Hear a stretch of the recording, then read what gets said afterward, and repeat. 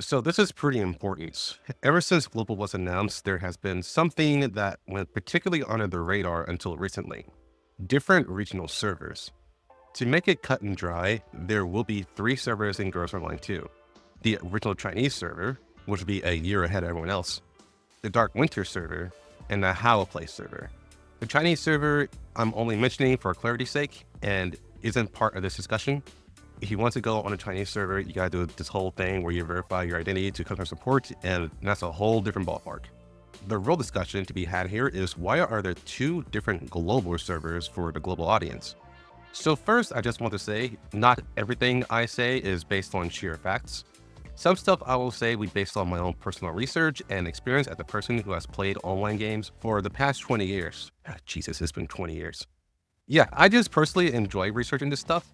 So in other words, this portion of the video is just conjecture, but it's grounded by experience. So typically there are two primary reasons why there are mobile servers for a game.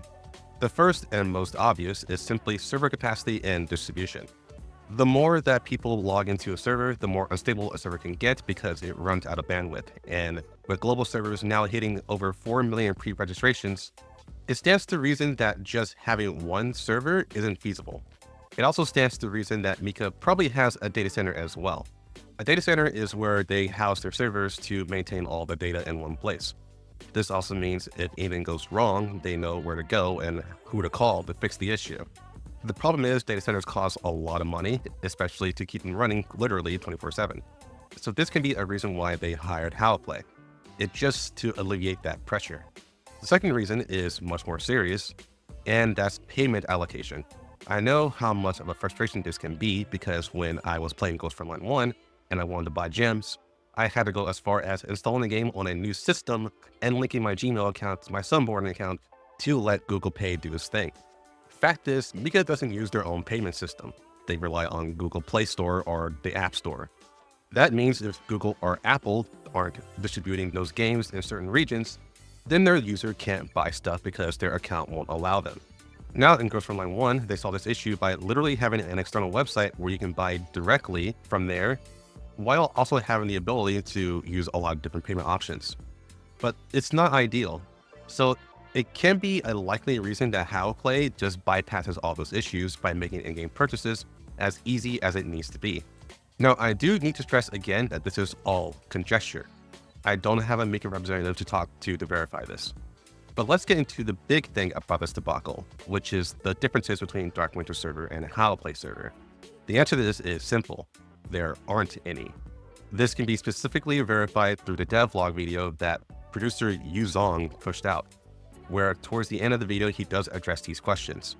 Considering the view count of this video, it's very clear that no one watched this, and if they did, they probably tuned it out towards the end. But guys, this is why developer talks are important, and they want to give you this information for a reason. All Yuzong really states as a difference between the two is that the accounts you create will be completely separated from each other.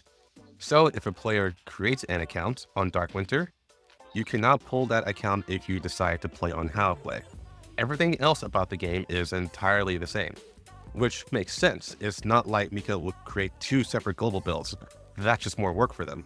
And in case someone thinks a version could be worse than the other, people on both Discord and Reddit have stated they compare both versions with others and they're of the exact same quality, for better or worse. So there's nothing to worry about there. Now, one thing I do want to mention is from my experience, publishers can have control on how things are priced on the cash shop. My main source of experience here is Mega Man X Dive, where the shops were wildly different and they could even make their own banners. I imagine this would have to depend on the fine print of the contract.